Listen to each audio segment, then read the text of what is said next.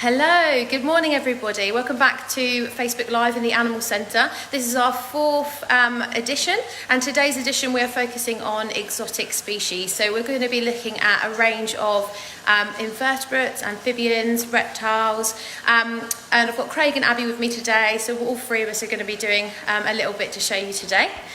Morning Zoe, hope you're okay. So just before we start, I just wanted to say that I hope everybody is safe and well. Obviously we're still coming in every day to look after the animals. I've got a fantastic team and I'm so pleased that we're all still working really hard together. Morning Sarah Potter. So one thing I wanted to just say before we get started is that obviously you're joining me this morning because you're all animal lovers and you really are looking forward to seeing our animals again today. But there are a lot of animal collections that are really struggling at the moment. So obviously Colchester Zoo and Banham Zoo, which are our closest zoos, are really struggling. So all I'm asking you to do today is just to have a look at their websites and see if there's anything you can do to help, whether that's considering buying an adoption pack for your friend for their birthday or even something for yourself. Please have a look and do try and support them if you can. We absolutely love Colchester Zoo and Banham Zoo, and we really want to support them how we can as well. So please have a look. Morning Chris, morning Richard, morning Amelia, morning Natasha, morning Sam Dyball, morning Kerry, morning Katie. Thank you so much for joining me today. 46 of you already, it's lovely. Morning Renee, I hope you're all right. So we've got a really good order of things today. So we are just in the exotics room today. So if we all look really sweaty, it's because it's super hot in here. So what we're going to be doing today, if I just spin round so you can actually see everybody. There we go. Good morning Abby. And we've got Craig as well. Craig, if I we'll go backwards. Craig, you'll notice a difference. You see, we asked Craig to dye his hair to match Abby and I, and this is what happened. Craig, it's just not suitable. It's my Corona cut. It's his Corona cut. He did it himself as well. I'm really impressed. He did a good job. So we're going to be starting with Craig first today. So let me switch you around. Alright, just bear me 1 second. There we go. You all right? A very active crested gecko. So what we're going to do today is start off with the crested geckos with Craig. I don't know if you've seen a crested gecko before, but they are super adorable. Let's come in for a close-up. So they're really active. So what you'll notice is that we've got the table out, which is going to benefit all of the animals that we have out for handling today. But obviously, because these guys are so jumpy, it's really important that we're handling quite close to a surface. That if they do decide to jump, absolutely, we're able to sort of cushion the blow. Oh, your mum likes your hair. Oh, thanks, Mum. And that's also why I'm handling inside this box here. Again, if he was to decide to jump, which these guys are very good at, he's not going to go too far. You'll also notice, if I can just show you, if we can have a look. We want to see those beautiful eyelashes. That's what we want to see, don't we? Hello! So we have 3 crested geckos. They're all males, and some of them are called Dalmatians because they've got these really beautiful spotting on them. I don't know if you can see his pattern. He's very beautiful. He's got a really lovely tail as well. And I was actually having a chat with my wonderful friend Sarah Potter last night because she's got a crested gecko, but he's an adult, so he's much larger than our babies. And we were both having a discussion about how unique it is to have crested geckos with nice tails, because actually their defence mechanism is to drop their tail if they're feeling threatened.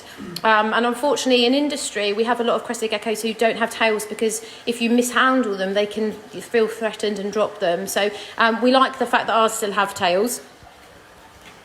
And these guys also have really cool feet. So they have pretty much like big suction cups on their feet, which enables them to climb, because these guys are arboreal, so they will spend time up in the rainforests of New Zealand. So yeah, it's really important that these guys have that ability. Let's see if we can see his cute little feet. Don't know if we can. Ooh. My camera skills are not getting any better, I do apologise. Morning Katie, or Katie's got a pet one. They do like to jump, you're right, they're arboreal, so they do lots of climbing. Look at those eyelashes, so jealous, seriously, so beautiful. But yeah, so they've got these lovely sticky pads because they like to climb, they're excellent climbers. Oh, there we go, let's have a quick close-up. Look at those tiny little hairs, or they're like little hairs, and they help them to grip onto even the glass. It's amazing. Morning Matt, morning Kim, morning Hannah. Hannah's joined us for all of our thingies, I think she means videos.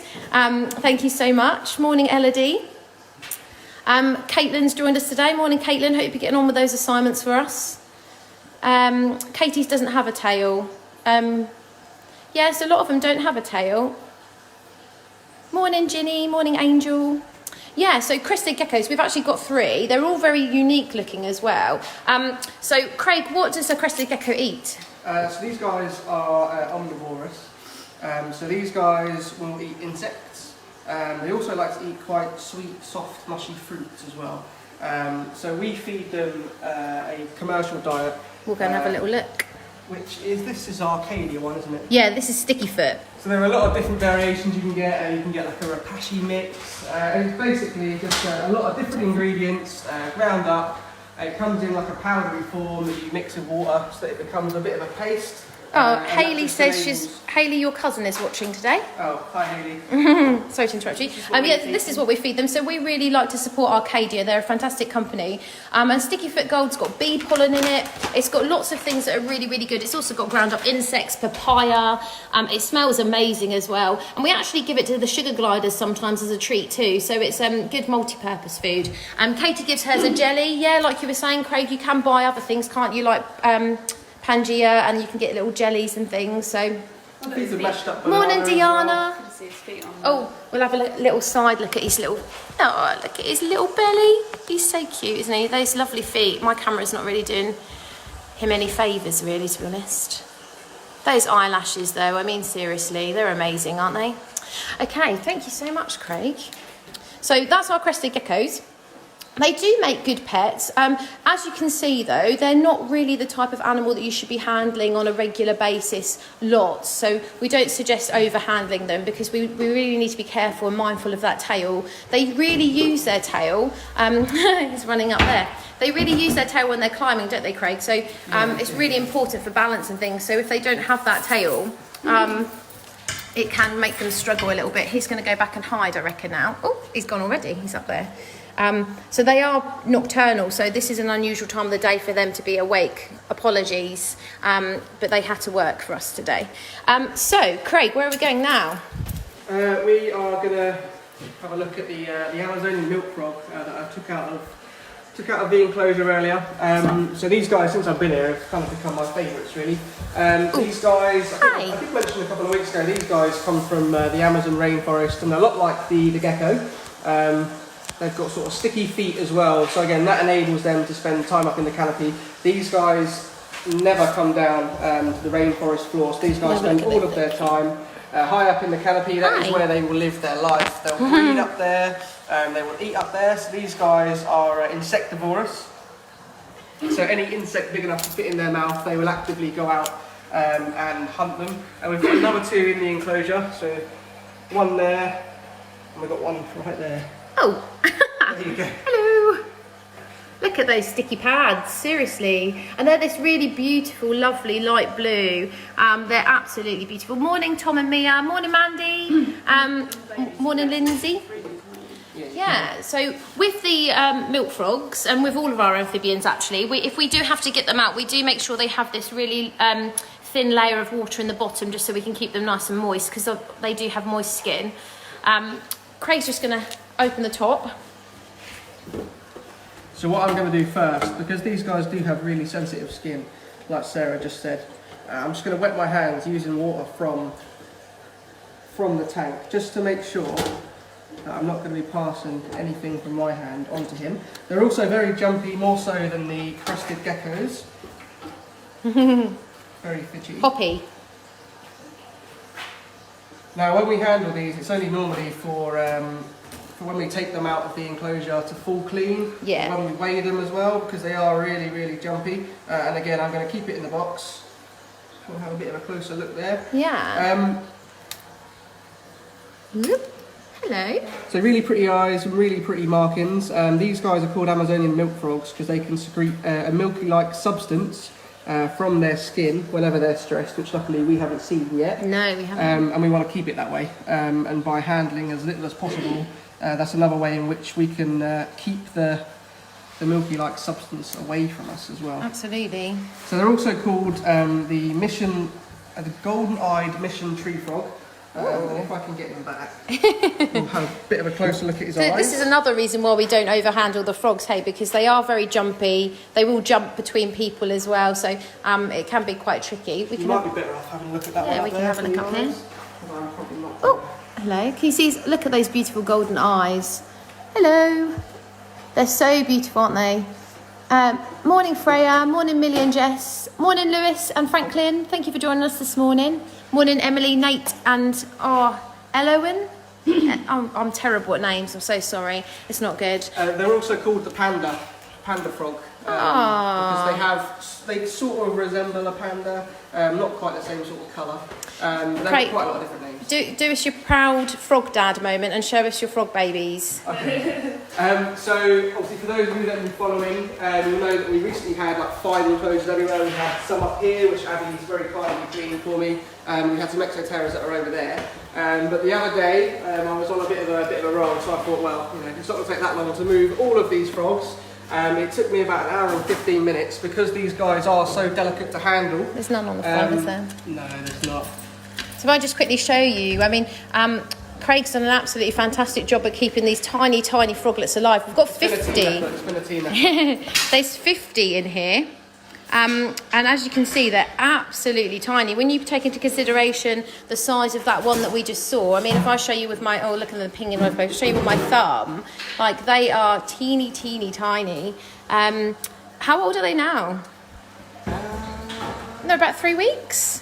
How long have we been in isolation for? Yeah. Some of them will be about a month, over a month. Like 4 weeks. 4 weeks, yeah. It's really difficult to say because at the moment the days are kind of blending into one somewhat, aren't they? They all develop at different stages as well. Yeah. So some of them could be ever so slightly older than others. They're just so adorable, aren't they? And there's so many of them. There's one right at the top there, look. They've started eating crickets now. So we had them on fruit flies when they were really small. Obviously, as they're getting bigger and bigger, the food they can eat is bigger and bigger. And these guys have incredible appetites. They're really fun to watch. And it's really nice when you put so much effort into something like this. Oh, look at them go. To see the benefits of it. And Absolutely. I think they've all done a really good job. So. They're doing well and they're really beautiful colours. So I think we'll have some really stunning species to have a look at later on. And we're actually hoping to swap some with our with one of our suppliers so that we can swap for some other animals. So all of our animals in the animal centre, they're either rehomed or we've bought them from our supplier. So, it's really important for us to swap and work really closely together. So we're going to join Abby again now. Hello. Hello. Talking of rehomed, this is Boo. He is a bearded dragon. He's one of our rehomed animals. We got him probably about a year ago now. So he is a fully grown adult bearded dragon. As you can see from his enclosure, they're desert animals, so they like really low humidity, UV light, but it needs to be quite warm. So he's got his warm area there and his cool area there. His lovely little hammock that I made. Yeah, he does actually like lazing in his hammock too, doesn't he? Logie and Callie say morning to you. And as you can see in his enclosure right now, he's got fruit and veg. Which he hasn't touched. So they are omnivorous, but bearded dragons are notoriously known as being quite difficult with eating fruit and veg. So if you're not doing it habitually or regularly when they're babies, it means that as they're getting older, they don't have the taste for it. Absolutely.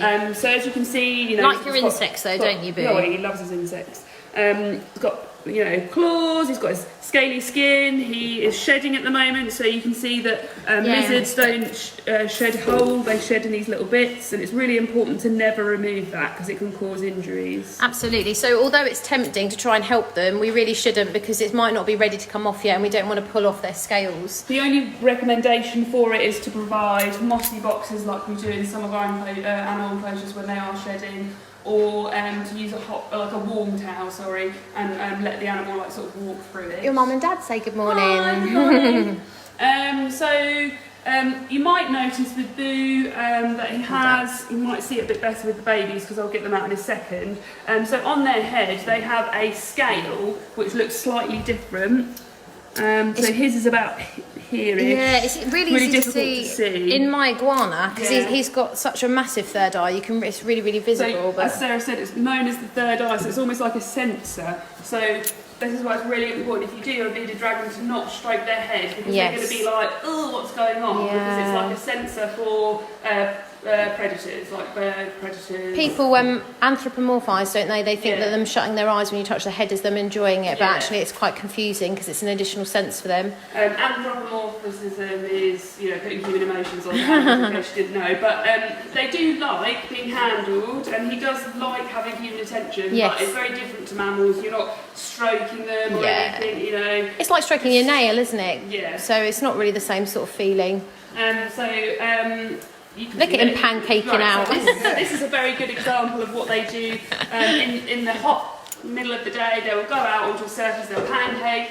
They're getting, especially on rocks, because they're getting heat from the rock, but they're also increasing their surface area of their body to be able to absorb as much vitamin D from the sun as possible. You did have your beard out as well, yeah, didn't you? something else they do is beard puffing or changing the colour of their beard. So this is this bit here. That's like a communication method. It's whether they feel threatened. When they're babies, which we'll get the babies out in a minute, there's lots of waving and head bobbing as communication. That's Morning, like Jade. Morning, Megan. They're, like being submissive, so they're like, please don't hurt me, or whether they're being dominant and being like, I'm going to come for you and like win a battle over competition like food or something. And Boo is massive in comparison to the babies, which so we'll show you. If I hold him, so you can sort of see in my hands, I have to have 2 hands for him. Yeah. He's a fully grown adult, thank you. That will be Teamwork. very helpful. Teamwork makes the dream work. That. Morning, I thought he Stephen. was going to go for his veg then. Morning, Martin. And then the babies, we've got 2 females here, and you'll notice that if we're using enclosures that are far away from the vet table, we're using these holding containers. It's just a safety, we like to, precaution really, to make sure that we're never going to drop the animals. Look at him pancaking already. Oh, her, sorry. So this is Beryl and Beatrix. Ooh, please don't. Don't jump out, Beryl. Get you. Although you're basking, you seem like you're going to be a bit easier to... Right, so we'll get you out. This is Beryl, this one. Giving me the eye at the same time, so I'll pop Beryl in here. Beryl after Sarah's car. Beautiful car. And as you can see, quite a Morning, dramatic Sophie. difference in size. We've got 2 females living together. It's not advised to have males living together because they can be quite territorial. Yeah. They need to have at least a 4-foot enclosure when they're adults as well. We at my previous college we had 3 males together, and unfortunately they ended up with missing toes and things from fighting. So it's really important that you don't house males together. I have worked in a facility where they've had about 10 or 15 bearded dragons living together, but it was such a large enclosure. But they are known as solitary animals. They do communicate at times of like breeding seasons and if there's competition, but really they usually are solitary, but females can live together. Yeah, that's why we keep our 2 together. So like we said before, they're omnivorous. They don't have teeth, so please when you are feeding your bearded dragon, just make sure you're grating carrot, grating courgette, chopping things up small, because they actually have serrated gums, not normal teeth, so they'll find it a bit more difficult. Oh, Did you head bob? Yeah, female. These 2 are females. I should have shown you on the male how to sex them, but if I just lift her up, usually on the male around this area they have like they look like paws like on your face, and they're called femoral paws. Where are you going? And, they're quite prominent in You little monkey. a male. But these 2 are really nice. We've been handling them every day. We've had them since they were tiny, though, haven't we? They're literally absolutely tiny. They absolutely love their vegetables, and that's because we've been feeding them vegetables 3 times a week since they've been here. Morning, Oakley. Morning, Amanda. Morning, Lawrence. We usually feed them vegetables 3 times a week, insects 3 times a week, a different variety, and then they usually have one starve day. And that should just mimic what they would have in the Yeah, wild. the word sounds mean, doesn't it? But obviously in the wild, they're not going to be eating regularly because they might have a failed catch, you know, when they're trying to get an insect, or there might not be any vegetation because it might be the wrong time of year. So we do try and replicate that as best as possible. If not, bearded dragons get very fat, don't they? Very easily. Like, I mean, if you look, sorry, I'll get Beryl back out. So her stomach, you can see, like, this is probably okay, but if they continue to eat as much as they do and not grow, they will get porky. It is quite a common practice in zoos. It's called a starve gorge strategy. Shout out to all the zookeepers still working. And they'll basically starve animals on a particular day. Like, I worked at this one facility where they used to use a dice and have like to pick the days in which the animal is going to be fed and starved. And again, that's like enriching the animal because they don't know what day Yeah, they're going to absolutely. become. Keeps them and it's guessing. mixing it up every day, so it's just really important to Awesome. do that. I'll pop that back. Your mum's asking where did they come from? I don't know whether she means naturally or... So these guys came from Peregrine, our live food and animal supplier, and then Boo was our rescue from a lovely lady who cared about him a lot. He was, she was a vet nurse, so he was used quite a lot of handling for vet nurses because they don't usually see these guys as a species commonly in a small animal vet practice. But they originate from Australia, so that's why we try and mimic the sandy environment. So ideally it'd be great if we could have red sand, and you can buy coloured sands. There is much debate in industry about whether animals... about whether bearded dragons should have substrate. But we are very much... we think it's really important that animals have the opportunity to demonstrate their natural behaviour, and, you know, with bearded dragons, obviously having sand in their enclosure, digging and things like that would be natural behaviour for them. So we think it's really important. So we really want to do that. I'm going to pass you to Craig quickly. Swap the screen around. Swap the first, screen. so I have. I have. Okay. So I'll come up that way with you guys. I could just pop her on the floor, to be honest, but she... so this is our Horsfield tortoise, so she's a Russian tortoise, so I'll just pop her on the table quickly so you can watch her. So this is Shelley. So Shelley originally was called Nellie. Reluctantly called Shelley. She's reluctantly called Shelley. Unfortunately, this is what happens when you have students. So we wanted to call her Voldemort because Abby and I have a terrible sense of humour, and we love Harry Potter. But we were actually given Nellie from my best friend's sister, Sian. Hi, Sian, if you're watching today, and her two lovely little girls. And we basically, she went into brumation pretty soon after we first got her. So we were really worried about her because she wasn't eating and she was sleeping lots. But she's come out of brumation and she is so active, and she's eating really well. Horsfield tortoises actually don't eat fruit. They should only eat a diet of plants, really leafy greens and lots of herbs and flowers. So Nellie gets a grass pellet every day. Tomato?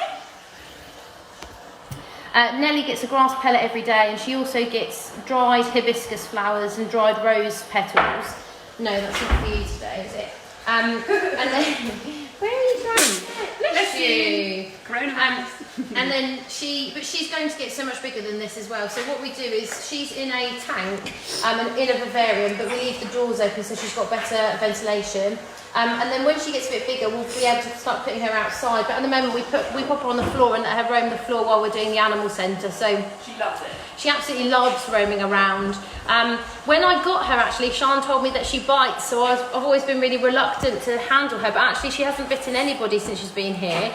She's actually really nice. She likes to climb on your shoes when you're walking around, doesn't she? When you're trying to get work done, which always makes me jump if I forget she's sort of roaming. How big will she get? To be honest with you, I'm not sure on their exact maximum size. Are you going to bite me now just to prove me wrong? You funny? So yeah, but she's obviously really good condition. Her shell looks fantastic. We can clean her shell with a bit of olive oil, so you can pop a little bit of olive oil on there to help keep their scoops nice and in the nice condition. And then she does have baths on occasion as well, just to help with the skin on her legs and things, and on her head. Got your back leg out, sticking out for. So with reptiles and amphibians, it's really important to give them UV. With tortoises, if you don't, the shell can become deformed. Should we go back? Yeah. So yeah, like I say, obviously UV for reptiles is really, really important. But we also give these guys supplements in their food a couple of times a week as well. So and if you have a look in here, Nellie's got, Shelley. Oh, yeah. Sorry mate, I'll put you back there. She's got cuttlefish bone. Really, really important for their mineral intake as well. So she's got, this is yesterday, so we need to give her some more this morning. But she also has hay, because they're naturally a type of tortoise that would eat lots of grass. Please don't just jump off there. She's got grass for grazing as well, and then she's got all of this compost that she likes to dig in as well. So she's got lots of space. She's got this AstroTurf kindly donated by our tech dem Laura. And then she comes out on the floor for a lot of the time as well. So she's always out and about. It's just lovely seeing her so active, because she wasn't for such a time. It was a worry, but she's great, aren't you, mate? Love and life. Love and life, yeah. Thanks, Nellie. Shelley, Nellie. Right, so we're going to have a look at some leopard geckos now. Leopard geckos are a super popular gecko species to have. They're really, really pretty. Morning, Amelie and Debbie. Morning, Bex.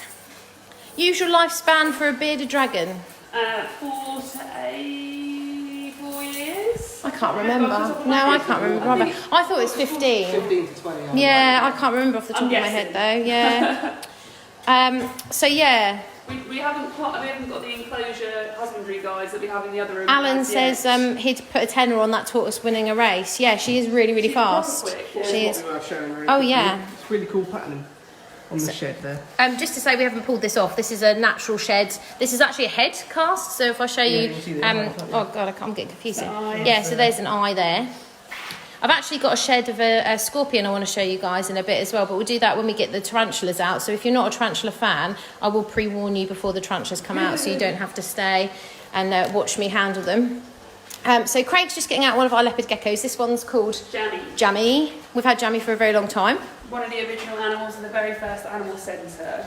So this is Jammy. Still going through a slight Yeah, so you can see obviously we've got her head shed, but you can see that she's shedding her toes, and actually it's quite unusual for us to see a shed this big from a leopard gecko, because they do actually eat their own skin when they're shedding, but obviously it always gets stuck on the toes, so we do tend to do some, like Abby said earlier, wet towels so they can rub their toes off on them to help them with that shedding. Now, I can't remember the word you taught me the other week. So, a lot of people think that leopard geckos are nocturnal, but they're not. Ah! Do you remember what it was? No! Something like that. Oh my gosh. So there is a proper word, and me and Craig were having this discussion last week because we're sad and we talk about this sort of stuff all the time. But leopard geckos actually aren't considered crepuscular or nocturnal. They are, what is the word? Was it Kath Marfit? Cathameral, I think, Yeah, which basically which basically means that they're active whenever they need to be for food. So you'll see them active at all sort of different times. But it just goes to show that even though we do this job 5 days a week and we've all got qualifications in it, but we don't consider ourselves experts. Can't know everything about every animal. Yeah, there's still so much to learn, and in this sort of job, no day is ever the same, and you'll always go away learning something new. Yeah. Tom's got a gecko called Echo. That's cool because it rhymes. The gecko. What do they eat? Ooh. Well, we might find out in a second. Yeah. So these guys are insectivores as well. We feed Abby's them finger. A variety of insects. So this is a mealworm here, but they could eat crickets. Jammy locusts. doesn't look overly impressed. She just shut one of her eyes. No. She might not be In the mood. Yeah, we've just woken her up, to be fair, haven't we? And she's shedding as well. So you can see leopard geckos have this really impressive tail, and this is for fat storage. So if they're eating really, really well, they have these really beautiful fat tails, and you can see there's a distinct difference in pattern and colour here. If we were to stress Jammy out and pull that tail, it would come off there, and obviously we don't want to do that. Jammy's very used to being handled because she's handled by the students on a regular basis. Oh, you're so cute, Jammy. Cool if she cleaned her eye, that would be there. Yeah, she might do. She's licking at the moment. So yeah, they're a really popular pet. And again, we keep females together, but generally they are solitary, and you really shouldn't keep males together either. So we've got some enclosures with 2 in each, haven't we? So we've got. We did actually rescue some from someone that had a group of them living together. So it's 4 females and a male. But unfortunately, it just caused such bad aggression between the group. We ended up with the 4 females, and we'd actually separated them because we did find that, you know, the pairs work better than the group of 4. You're not really interested in your mealworm today, are you, mate? Mealworm? Want me to hold it for you? So they come from sort of deserty, arid, rocky areas. Asia. Yeah, so not quite as warm as the bearded dragons of Australia, but they do like it warm and toasty as well. And again, they're not too bothered about the humidity, although the humidity does help them shed. Yeah, so we do give them, I'll just show you their enclosure quickly. So all of our leopard geckos do have like a mossy hide where we keep it nice and moist in there so that they can go in there and shed if they want that extra support with their shedding. They also do have water bowls. There's also a massive discussion in industry about whether arid species or species that come from desert areas should have water, but we give all of our animals the choice to have water. We think it's really important for the animals to have the choice, which is why we also provide them a thermal gradient, so a hot end and a cool end. But Jammy's our oldest leopard gecko that we've got here, and she's very, very often handled by the students. Morning to my sister from South Africa. Morning, Gemma. We just had the tortoise out, Gemma. You missed it. Yeah, so I'll quickly show you some of the other leopard geckos because they've got really beautiful colour variations. So we'll just come over here. Abby's making everyone wake up. Look, here's 2 of our females. You see their colours are completely different. They both look quite annoyed because we've woken them up. So we've got one that's really yellow and the other one that's really, really pale, but obviously both very, very beautiful. Again, so they've got different hides. Right. 2 more here. So we'll have a look at the colours of these 2 as well. So this one's very quick. It's a young. She's probably only about 9 months old. So she doesn't Very really have beautiful. the leopard pattern apart from on her tail and on her head somewhat. And then this one's the traditional looking fatty. This one looks loves like Jammy. eating. Absolutely loves There's to a eat. plant in my way. Apart from those mealworms in front. Yeah. There we go. Yeah. There are leopard geckos. So what we're going to be doing now is we're going to get out one of our snakes for you. He's a boa constrictor. He's actually our youngest snake and he can be quite temperamental. So Abby's taken the brave task of getting him out for us. But Tony asks how many animals do we have in total? It's About around 160. But we reckon Yeah. when we filled all the empty enclosures, it will probably be Yeah. about 250 to 280. So we've got a couple of empty enclosures which we're going to fill over the summer, obviously if we can still get hold of the animals that we want to. Do you want me to film you getting this? Yeah. Or do you Okay, so again, I've got the container, but some other handling equipment. So it's really, really important when you have snakes, if you get them from like babies, that you're handling them regularly so they get used to being handled. Because Morning, Leanne. they actually do like coming out and being handled. Like Bo's one of our rescues, like he was an ex-pet. He absolutely loves having attention. So. And for us, their job while they're here is to be handled by the Yeah. students, so we can teach the students the Yeah. correct way to handle and health check. So it's really important that they do come out really often. Yeah. So snake hooks are really important to make sure that you're handling the snake appropriately. So first, third, and second third of the body. Absolutely. To ensure that you're supporting the spine, and also making the animal feel confident that when you're picking it up, because you are taking it from the ground or from a tree, or if it's a boreal. And then for proportion, I've got the gauntlet today. The boa constrictor is really young. Again, we got him from a very young age. So his bite will be, but to stop me Yeah, from it's just a jumping warning and causing him bite. to fall, I might potentially wear this depending on how he's going to react. Yeah. So I'm going to use the snake hook to touch him first so that he knows I'm going to handle him. I don't want to do that I'll with come my beside hand you. in case he goes straight to bite. So I would rather do that. So I've already taken his house off so that he knows he's going to be handled. And then I'll just do this so that Morning, Daniel. he's aware. It that I'm is gonna very handle strange him. about the students here, and you're absolutely right. Jack and Francesca would like to know which is our favourite reptile. What's your favourite reptile here? I mean, I absolutely love the baby bearded dragons because I spend quite a lot of time with them. I don't know in terms of actual species, but individuals it would probably be these. Craig? Not really a reptile, but amphibian would be the... Yeah, Craig's frogman now. Craig's in love with his frogs. And I'm a tarantula lady, so Okay, so playing ball today, so I'll get rid of this. no snake hook required today. Excellent. So Look at him, he's so beautiful. We got him and he was absolutely tiny. He looked like a little noodle, didn't he? yeah, so you're going to see that he's going to potentially try and wrap around me. So you can set snakes by the length of their tail, so from their anogenital region, which is their Vent. cloaca, Yeah. from here. Oh, can you see? It's quite. I don't want to Beautiful stress him out tail. by. Hello. So from there down to the tip of the tail is usually the length where you can tell. You can also probe snakes, but we wouldn't recommend doing that unless you are obviously trained to do so for that. So boas have this really unique shaped head as well. And he's called a red tail boa constrictor. So you can see from the colour of his tail. Obviously, it's not as bright red as perhaps some other species, but he's still quite young, so he's still developing. I bet if any students are watching this right now, they're freaking out because they absolutely hate handling him. Because unfortunately, when a student did get him out, he did bite and then hissed for about an hour after, and it's taken a long time to get back up to this. Yeah. So this is why this step of important, desensitising isn't it? is super important. It's so important. Yeah. But he's quite calm now. Like I'm not worried about handling him at all. Least favourite reptile or amphibian from Maddie? God, that's really hard because. They're all wonderful, aren't they? Yeah, and I think if you like animals, you don't ever put them in a ranking order and have a least favourite. What about you? Least favourite? Yeah, I don't really have one. No. No, I mean, to be honest with you, I'm really lucky. In my team, we all really very much don't have a phobia or anything we don't like, do we? Oh, bananas. Maybe, Laura a perhaps doesn't little like bit on edge snakes. about tarantulas. But like once you've handled them correctly and you learn how to do that, this is what's really important about this course. We provide you such a variety of handling skills. So I really try and not make students, but get them confident enough to be able to do things like this where they don't feel confident, because this is the best environment. You know, we get them to set themselves targets. I mean, not everybody wants to handle a tarantula, but it's a great idea to set it as a target for yourself to see if you can do it by the end of the year. My sister just posted loads of pictures of banana emojis. Me and Abby both absolutely detest bananas, which is great because Craig keeps bringing them in. I still haven't decided whether I'm keeping Craig or not because of that.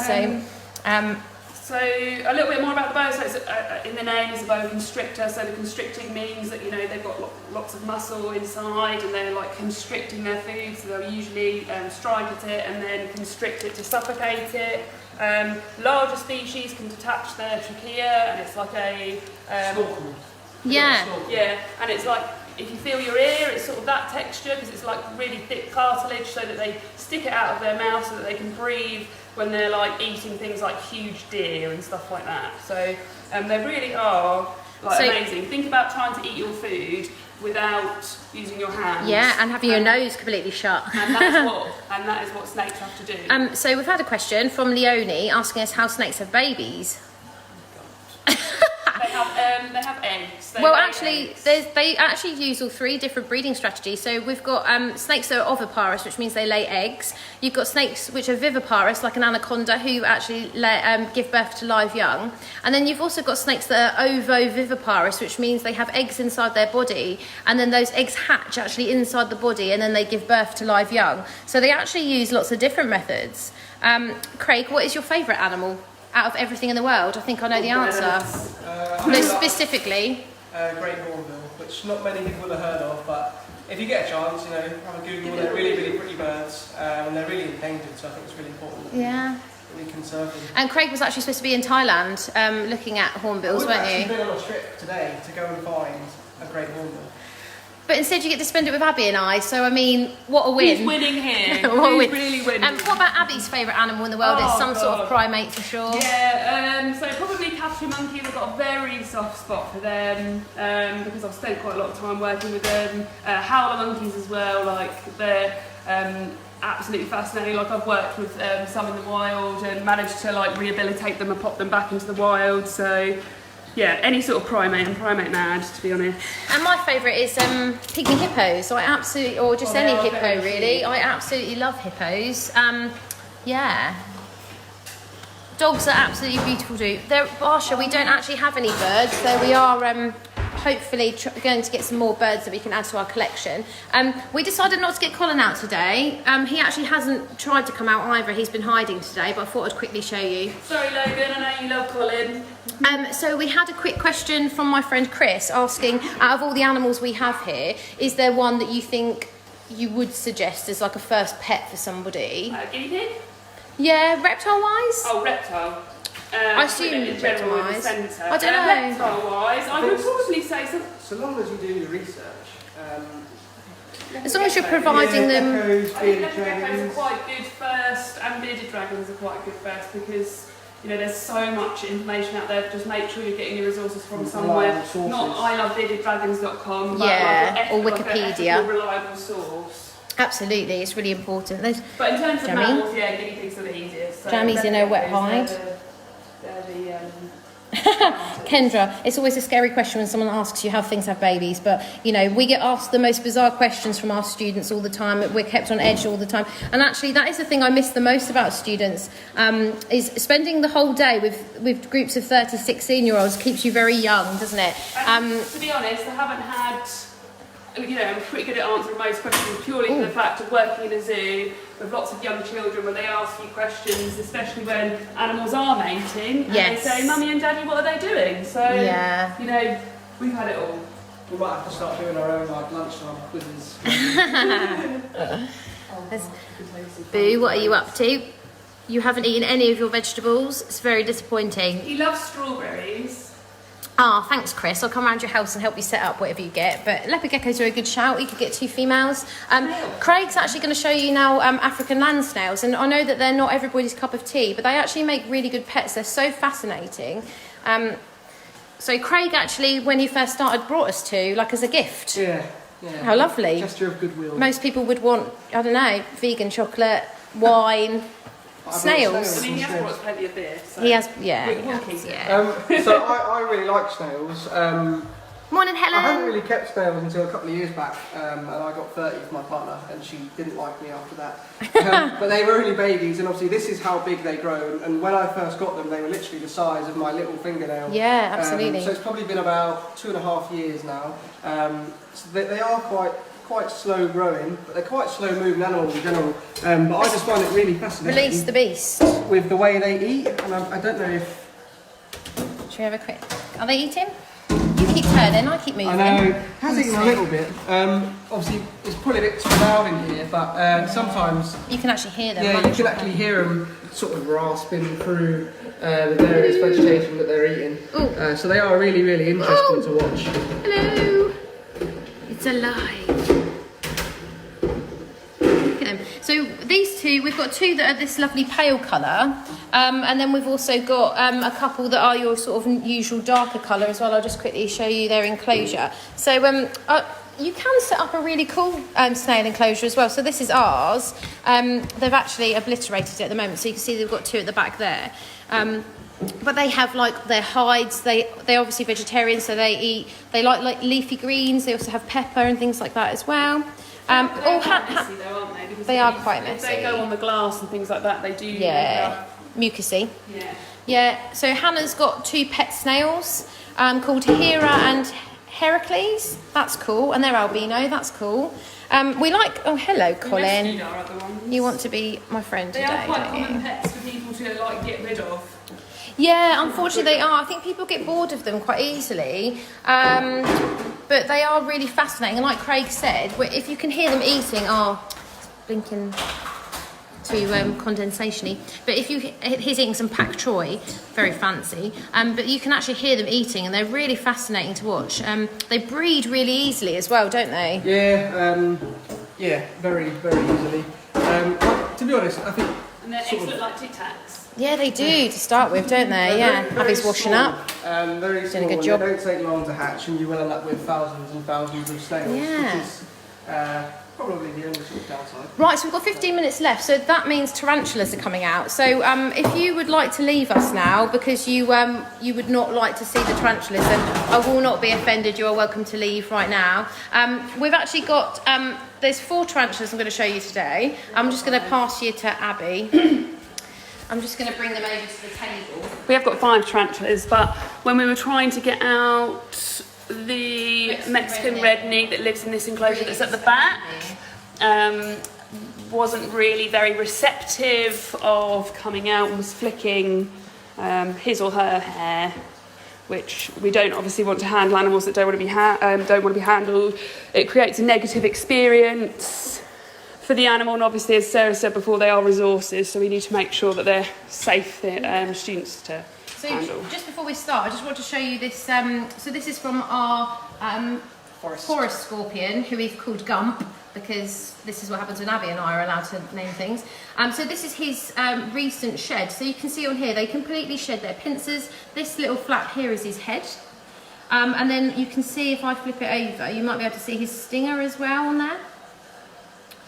We have got a Rosie, Debbie. We've got Rosie today. Patricia, we will show you Colin at some point. Yeah. We're just not going to get him out today because he just isn't seeming like he wants to come out. So the invertebrates all shed in one go, so they shed completely like this every time they have a growth spurt. So our forest scorpion's looking amazing now. We'll try and show you him in a bit. So we've got 2 scorpions, and they are both slightly venomous. So while we're on the conversation of talking about scorpions and venom and things like that, some animals are venomous and some animals are poisonous, and there's a distinct difference between the two, and it's basically how you become either envenomated or poisoned. So if you're envenomated, you've been either bitten or spat at with venom, and if you've been poisoned, you've either been silly and you've eaten something poisonous, or you've got a cut on your skin and you've had the secretion, the poison secreted into your skin. Oh, everyone's loving these comments. Yeah. So really, really important that people understand the difference between poison and venom, because we get a lot of students that ask us if the snakes are poisonous. We don't have any poisonous or venomous snakes. We did have a Western hognose, and he is venomous, but he's rear-fanged, so the likelihood of him being able to actually give you any, or actually bite you with any venom is quite low. So we've got 4 different species of tarantulas today. What I might do is actually show you in order of size. So the littlest or the biggest? Because then Rosie's the one I'm going to get out, so she's the biggest one. So thank you for everybody who's stayed with us so far. Tarantulas are one of my big passions. So I've had a pet tarantula since I was 7. My mum and dad, my dad used to work at a fruit and veg company, which I think is why I don't like bananas. And my dad brought me home a pink-toed tarantula, which we have one of actually, called Harriet, and we had her from 7. And then I've always had tarantulas. I was bought one for Valentine's Day once, and she lived for 10 years. That's the kind of person I am. I like Valentine's presents that are scaly and strange. So our first tarantula is a tiny baby one called a spiderling. If I just spin you round. He is an or say he, don't know yet, is an Antilles pink-toed tarantula. So this one is arboreal, which means they climb in the trees. I can't rotate your phone. No, it doesn't tilt, I don't think. He is really beautiful blue colour with a lovely red on top. Now, we don't handle him because he's obviously very, very small, and we wouldn't want him to run around and end up getting lost. Very blue. He is absolutely beautiful, yeah, really lovely. So he will get about hand size, so about the size of your palm eventually. So he will be lovely to handle. Me and Abby ordered lots of animals and didn't really think about sizes very well. Yeah, it was literally a quarter of the old quarter of your fingernail. It was absolutely tiny. It wasn't very good, was it? Then this one is our pumpkin patch. He's very quick. He's very quick, so I just need to be careful here. So pumpkin patch, I think, is from. We rescued. Oh. It's getting funny. Yeah, so we rescued this one. So called Pumpkin Patch because he's got these really beautiful orange pumpkin coloured patterns on him. Again, really, really small. So very difficult to handle. So Abby got him out earlier and he's super fast and he went up her arm. I'm just going to try and see if we can have... People are asking if we're going to see mammals. So today we are focusing on the exotics. If we do have time at the end, maybe we will go and see some of the mammals. But today the... topic is exotic animal handling because we have focused on mammals quite a lot already. So with sexing tarantulas, it's actually quite easy when they're fully grown. The males will have really tiny little hooks on their front legs. So they have these 2 little legs at the front which are called pedipalps. They're not their actual legs. But then their next legs, they have hooks on if they're male. So they can hook onto the female to mate and then run off before they get eaten, because we all know that tarantula females are not overly keen on males once they've done what they need them to do. Thank you for everyone who's still continuing to stay with tarantulas. I'm assuming that this means that you're either trying to face your fears or you're not scared of them. Look at this beauty. So this is a zebra leg. I think he's Can't from see the hair. Colombia. So yeah, very, very fluffy, very cute. Again, quite small. So you got him out earlier though. Yeah, it was okay to be hand once you've got it in your hand, but... Yeah, but really, really quite fast. We can give it a go. Someone's just asked how many days a week do we live feed. In general, it depends on the animal, but for the tarantulas, it's usually, if they're tiny, maybe a couple of times a week, depending on the species. but usually it's one day a week. So you can But see for the this other one's animals it's different. Really, so with tarantulas, it's really important that you try not to breathe over them, because Abby showed you all of their Abby showed you all of their really beautiful hairs earlier. But can you see he's got all these really beautiful hairs? They pick up vibrations. They can't hear very well, but they do great with vibrations. So if you're loud around them, that can really freak them out. But also if you breathe on them, because they're so sensitive, that can really freak them out as well. So it's really important that when you're handling tarantulas, one, you do it over a table and over a handling container like this, because obviously, like you just saw with the zebra leg, very unpredictable species. But then we've also got our Chili Rose tarantula. And these are a really, really popular breed of species of tarantula to have, because they are really docile. Rosie. So this is Rosie. So Someone's asking if our tarantulas are venomous. So we've just gone over the difference between venom and poison, but no, none of them are venomous. they can give you a bite like a bee sting, so it's going to be the same sort of venom that a bee would be able to give you. So obviously this is Rosie. So she is a Chili Rose tarantula. She's called Rose because on her head here, she's got this really beautiful metallic rose colour. You can see at the back here, these two black bits, they're her spinnerets. So that's what she uses. Morning Lexi, morning Stephen. These are what she uses to create web. They don't create web up in the trees. They do lovely sheets of web on the floor. Which I think she's got in her enclosure, Yeah. which I'll show you in a minute. So they do sheets of webbing because it protects their skin. When they shed, they completely flip on their back and look dead. And then they pulsate until their skin comes off and they climb out. So those little legs I was telling you about earlier, which are called pedipalps, are these at the front. They kind of use those as hands. That's what she uses to feel her way around. And then these are her front legs. So she doesn't have hooks on her front legs, so she's female. When you're holding a tarantula, they feel completely different to any other animal. They have two little hooks on each of their feet, which you can feel on your skin, and that sounds really scary, but it's not. It doesn't hurt at all. It's just, it helps them to climb glass and things like that. It's really, really interesting. And then if I show you, if I can get her to turn a little bit, I can show you her fangs, maybe. Well done, Sarah, for being brave and continuing to stay with us. Apparently, Sarah Potter is quite scared of Don't be scared. I'm tarantulas. trying to just turn around, but she's not really. Honestly, she is actually one of the best ones to handle, because Yeah. she's just so used to being handled, and she's, pretty docile. She won't actually, cause you any harm at all. No, and our Mexican red knee, which I wanted to show you, because again he's really lovely, sort of similar size but a lot more chunky. He flicks hair, so he will use his back legs to push all this hair off his abdomen and flick it at you, and you can actually get something called an anaphylactic shock from tarantula hair. So it's really important you don't hold them close to your face, and you don't obviously breathe in if they're flicking their hairs at you. But that's why we decided not to continue getting him out, because obviously we didn't want to annoy him further. When they're flicking hair, they're really annoyed, and you really don't want to cause any sort of stress to them. But Rosie's pretty happy. Hello, Bradley. Apparently Bradley would like to have a Chilean rose, but Joanna, I'm assuming maybe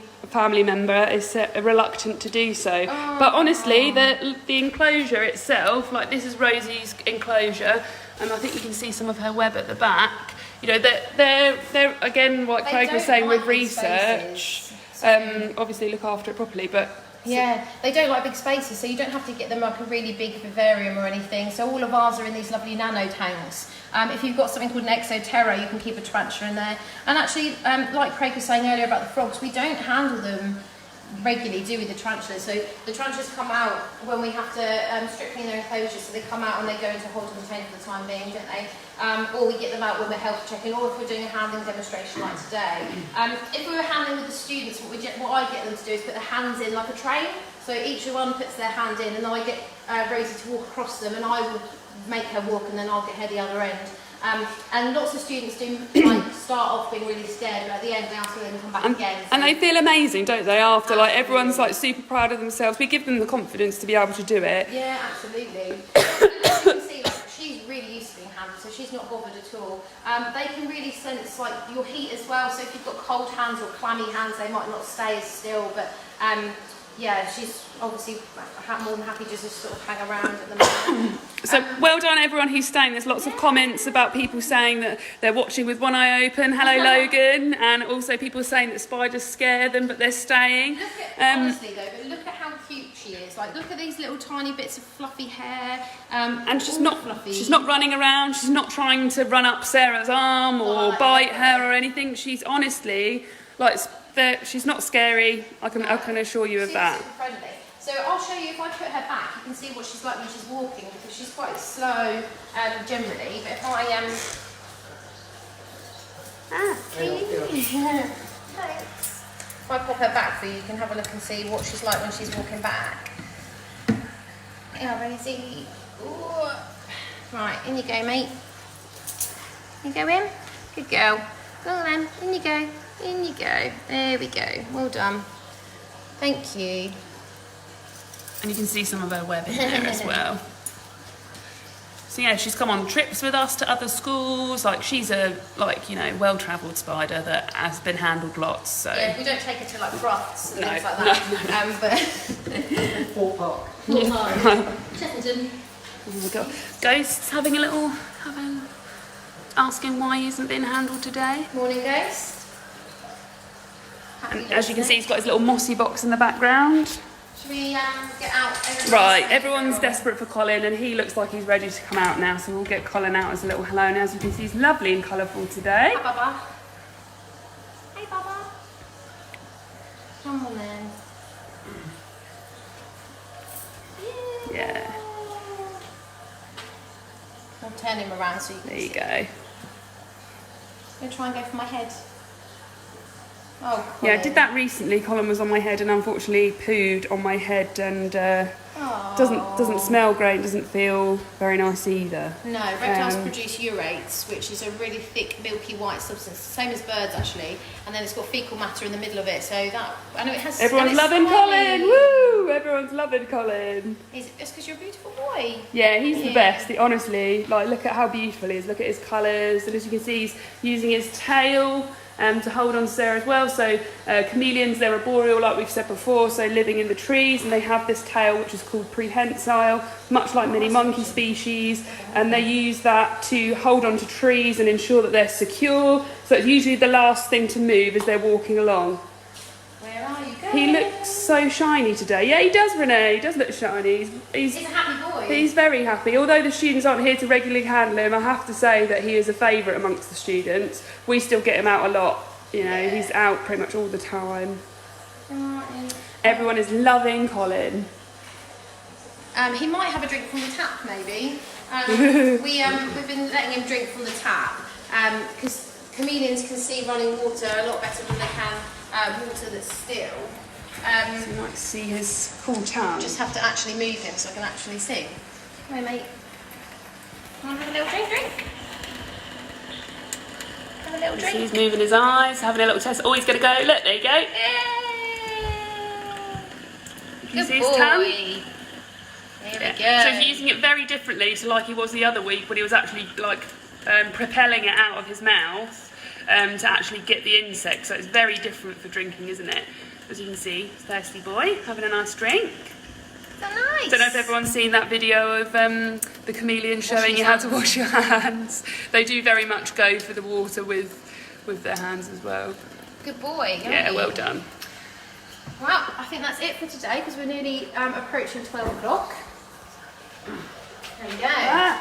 I'm not the best cameraman woman. Oh, thank you so much for joining us again this week. So we'll be back with you next week. If anybody's got any suggestions about the kind of content they'd like us to do, if you've got an animal suggestion that you'd like to see or any sort of animal subject you'd like us to talk about, then please get in contact and we'll definitely consider it. So we've had some really lovely messages. So our tarantula part today was actually for Joanna, who messaged me specifically saying that her son really loves tarantulas.